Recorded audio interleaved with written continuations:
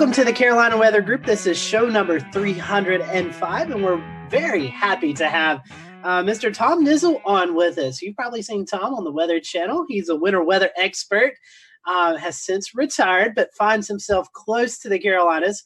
And we are happy to have Tom here as we're in the heart of winter weather season. We thought, well, it's appropriate to have Tom on. So, Tom, welcome to the Carolina Weather Group. We're happy to have you on with us this evening. It's great to be with y'all. And, I'm originally from up north in Buffalo, New York, but now I'm right next door to you, just across the border in a place called Roan Mountain, Tennessee.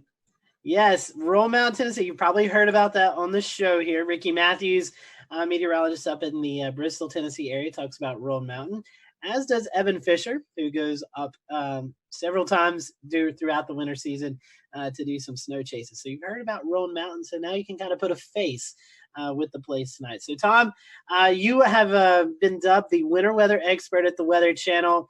You worked for the National Weather Service. You've been able to develop some weather programs, some tools. Kind of talk to us about your weather journey. How did you catch the weather bug? Kind of go through with us on your journey and how you got to each stop along that journey. Yeah, well, thank you. And again, thanks for having me on. This is an honor. Like so many of you that are in tune to this podcast, you're weather geeks, right? You're weather weenies, and something turned you on at some point in your life. For me, coming from Buffalo, New York, of course, they say up there's two seasons, July 4th and winter. And we, of course, really got to enjoy winter as kids. I also lived very close to the Buffalo airport. And when I was a little one, there were 10 boys in my neighborhood. My dad used to load all the kids into the car and go over to the airport to watch airplanes. And we'd park next to this crazy looking building. It had a little dome on top of it. Well, while the rest of my friends were watching the airplanes, that building was the upper air site for the Buffalo Weather Office. And that's where they sent up the weather balloons. And I got interested in weather just by watching the technicians taking readings and sending up balloons. And my love of winter weather, of course, was in my DNA, because when you live in Buffalo, you learn to enjoy the snow and get out and play in it. So that was kind of my beginnings. And Tom, talking about winter weather, before we kind of transition into more conversationally, winter weather is different. You said you grew up in Buffalo, you're kind of used to it. Now you live here in the South in Tennessee, where the mountains of Tennessee obviously sees more snow than when, let's say, you lived in Atlanta, Georgia. So can you talk a little bit about the differences of how people perceive snow maybe in Buffalo compared to here in the Southeast? Well, yeah, it is fascinating. And, when I lived up north, we used to, and I mean this in sort of a respectful way, but we would laugh at the people down south having all kinds of problems with a few inches of snow. Well, then I moved down to Atlanta, and we got a couple of interesting events with only a couple of inches of snow, but temperatures below 32 degrees that turned that snow immediately into ice. Atlanta's a pretty hilly area. I came from flatlands up in Buffalo, and I very quickly found out that when there's no salt to salt the roads and treat the roads, and you're in hilly conditions, I don't care how good a driver you are, you're going to be stranded. You can't get around in that kind of weather. And so it's not as much that people are wimpy in the South and can't handle the snow. You're just not set up for it. So it was a really interesting education to me. But it was also fascinating when I first got to the Weather Channel that when we would talk about snow in the South, I would kind of just push it off like, yeah, there's going to be a little bit down here. And everybody would say, no. That's the point. All you have to say is the word snow, and it puts everyone into a panic. Ain't that the truth? The time, that we're talking about this, we just recently had a snow scare here in Charleston. Somebody, a snowflake showed up on the app and everybody freaked out. So it's, I get it.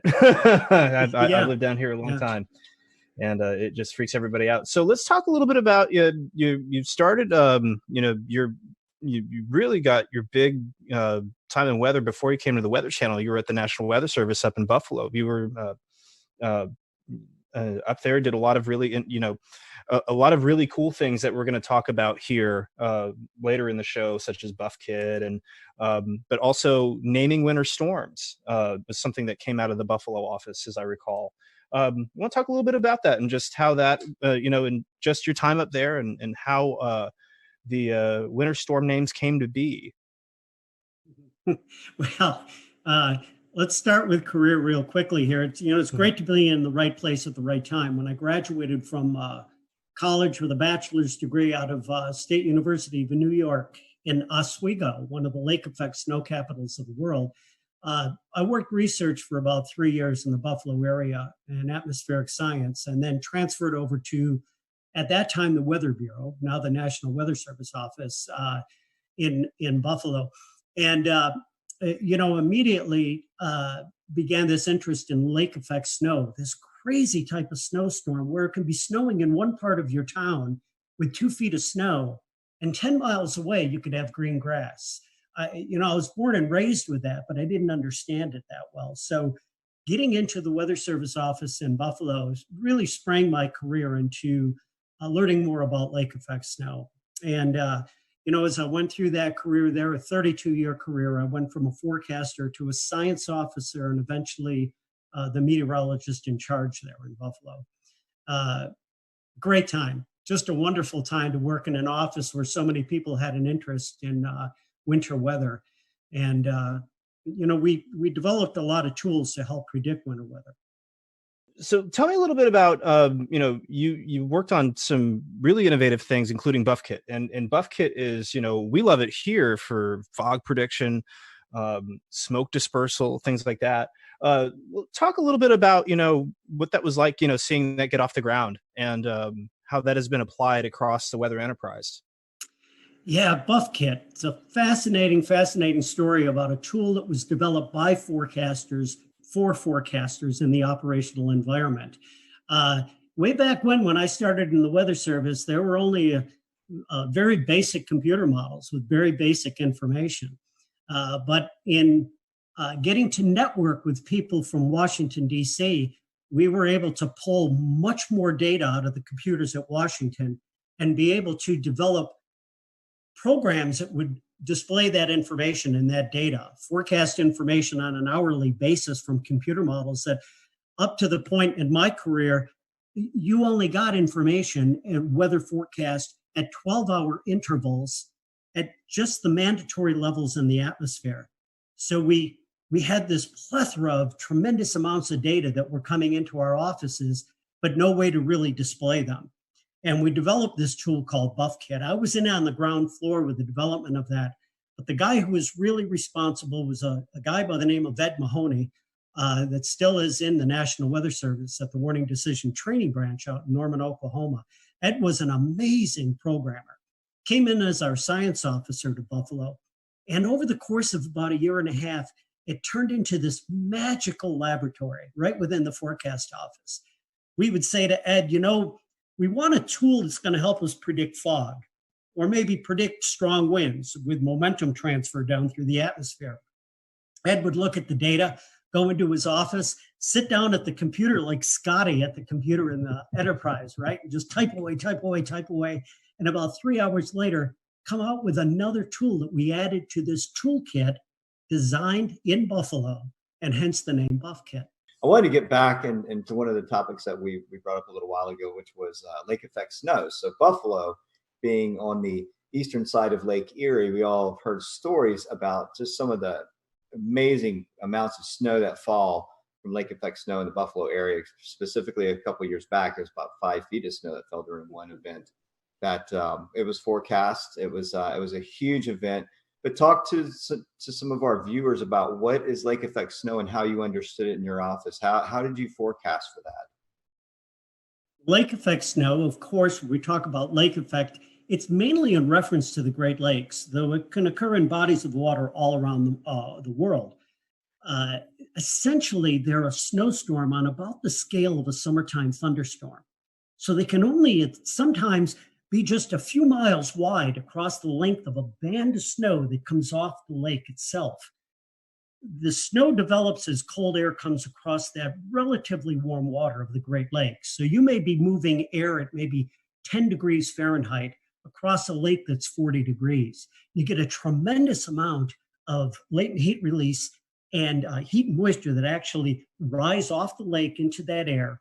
And as it continues to rising, cools, condenses into snow. And then the wind direction is what determines where that snow falls. So as the winds change direction, the snow band will move downwind of that. And that's what the big challenge is to predict lake effect snow.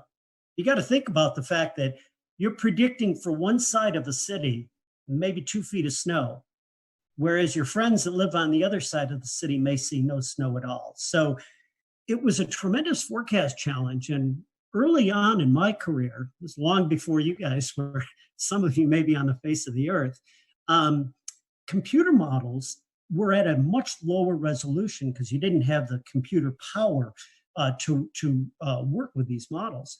And some of these early models did not even see the Great Lakes. That is, the Great Lakes weren't even an input into the model. So they wouldn't even recognize the ability to predict or simulate a lake effect snowstorm. So early on, we actually had forecast methods that we used to predict these snows. And again, you see the Great Lakes there. These are huge bodies of water. I mean, they compose 20% of the fresh water in the world. I think about that. And I read a statistic on that. If you take all the water in the Great Lakes and you spread it across the entire United States, it would be 9 feet deep.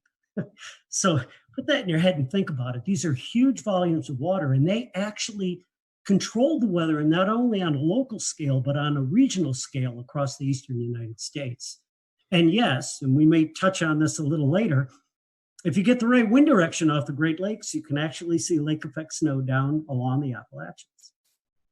Very, very interesting. So a little bit, I just want to dive a little bit more into this, right? Because we touched on what the lake effect snow is. Wind direction for Lake Erie. If you look at the length and the width of the lake, not so much the depth or the longitude, but the latitude, you think west-southwest winds. And then how do you forecast the time that it's going to occur? Say, like you said, 10 degree Fahrenheit air moving over 40-degree waters. At what point does that stop? And we're looking at what kind of difference in the for maximum occurrence to happen, and then for how long is this going to occur? How do you know when the valve shuts off? Yeah, it's a very interesting and important question there. I like the question. The question is, how long is it going to last? What's the intensity going to be, in addition to where it's going to occur? What's important is you need cold air moving across the Great Lakes, but that cold air has to be deep enough to allow clouds to grow to a great enough depth to produce snowfall. If the cold air is really, really shallow, like that cold air that dams here on the east side of the Appalachians and is really shallow, you're not going to develop the clouds to produce lake effect snow. So that's a very important parameter. As far as how long is it going to last, once again, once that layer of cold air becomes shallow enough that it gets squeezed out by high pressure that moves across the area and begins to produce subsidence, that will cut off the lake effect snow. But in any particular locale, any location, it's the wind direction that determines where the snow band is going to be. So that snow band may be going like crazy over your little suburb, your area, and as little as a 10-degree shift in wind, just like that, will kick the snow band 10 or 15 miles north of you or south of you, and you'll go into clear skies at times. So it's a very, very intricate set of parameters that produce lake effect snow. Again, temperature difference to get that heat and moisture off the lake, the depth of the cold air to allow clouds to grow, and then the wind direction, which determines where that will all occur. And if you put all those parameters together and keep the winds in one direction for a long period of time, then you get pasted with snow. If you're under that snow band, think about the fact that it can produce 4 to 6 inches of snow an hour. Put that snow band over you for about an 8-hour period, and you're looking at anywhere from 32 to 36 inches of snow. Very insightful. Thank you for those answers. I got one more topic to ask you about, and then I'm going to hand this off to Scotty. Tell us about some of your most memorable winter events.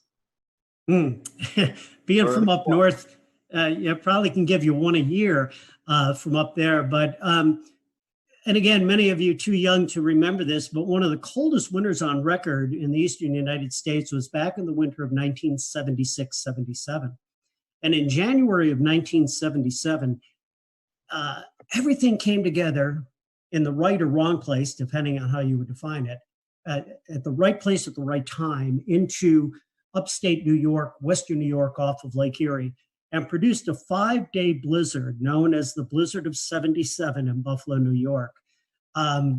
Unfortunately, 29 people died during the blizzard. Many of them were found frozen in their cars that had gotten covered over by snowfall from 5 days. And think about this, 5 days of blizzard conditions. Blizzard conditions that stranded people on roadways. Back then, you didn't have cell phones. You couldn't get on that phone and just call someone to help you. The conditions occurred with temperatures down near the freezing or the zero mark and wind chills down to 20 to 30 below zero. Anyone caught outside in that storm was in peril. And again, unfortunately, there were many, many people that died from that. That was probably the benchmark storm for me because the intensity and the duration of that event. But we've had other really interesting lake effect snow events that have occurred. Back in Christmas week of 2001, I was working at the office in Buffalo, and during that week, we picked up 82 inches of snow. And this wasn't in mountainous areas or areas that were not populated. It was right across the city of Buffalo. And that really put the city at a standstill for several days. Tom, when you had a chance to go to the Weather Channel, your area of responsibility grew from upstate New York to the entire country. What was that learning curve like? Oh man, what an education to go from forecasting for, several counties in a portion of the state, and then all of a sudden ending up being responsible for forecasts across the entire nation. At any one point in time, and I've had this happen more than once in my career there, I'd be covering a storm coming into the West Coast, pasting the Sierra with heavy snow, a second weather system that was developing a lee cyclogenesis coming off of the Rockies, and maybe a third weather system that was working up the East Coast to produce a Northeast snowstorm. As I got into that, I began to understand the United States as a whole and what an amazing natural laboratory it is for studying the weather. Check the map out here. This is what I use when I train the forecasters and meteorologists that are at the Weather Channel. There's several features in the United States that make this a great natural laboratory. We start with the mountains, the western and eastern mountains. They not only, their elevations, trap a tremendous amount of cold air and wring moisture out, but they actually are responsible for developing their own storms. Lee cyclogenesis, low pressure systems that would develop either in Colorado area or across the Carolinas here and just off the coast to produce massive winter storms. All right, so you've got the mountains. The mountains kind of ring in the United States on either side here. And what they do is they take and they channel all of this cold air. That's the second ingredient you need for snow, right? Cold air and moisture. That cold air comes down unimpeded from Canada in across the United States and can get as far south as the coastal areas of the Gulf Coast. And that is just amazing. So here you have this continent. You've got the mountains to start. You've got the cold air that comes down from Canada. And now you've got three significant moisture sources to produce that snowfall. The Pacific Ocean, it hammers the Sierra in through the Cascades with the most snow that we see in the United States.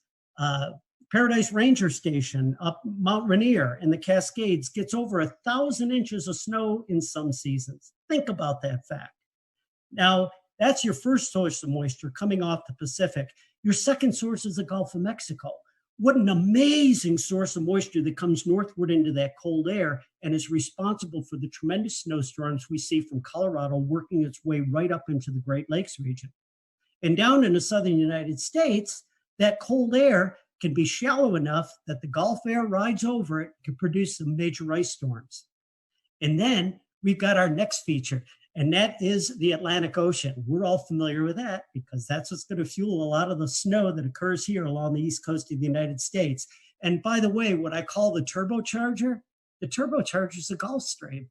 That'll take that storm that's really firing up off the Carolinas and infuse it with so much more energy that it really cranks as it develops into a nor'easter going up into New England. So all in all, that education in the 7 years at the Weather Channel taught me just how amazing the United States is and the North American continent for producing winter weather. Tom, let's take a little bit of that and translate it into the Southeast here in the Carolinas, Tennessee, Virginia, Georgia. For us to get winter weather here, you kind of talked a little bit about the CAD situation. What are our typical setups? We hear Miller A, Miller B systems. Talk to us about what we need to see here in the Southeast to get a winter storm. Well, again, I always talk about two ingredients, right? You need cold air and you need moisture. And it doesn't have to be exceptionally cold air. It just has to be cold enough. But my gosh, that temperature profile in the atmosphere, where the air is cold and where the air is warm, means everything as to the type of precipitation you get. Now, you get across the Carolinas in the Southeast, you're east of the Appalachian Range. And so very often you will end up seeing events that set up that bring really cold air from New England down along the east side of the Appalachians. And many of us are familiar with the term cold air damming or the wedge. That cold air that slides down, it's very shallow. It's kind of like molasses.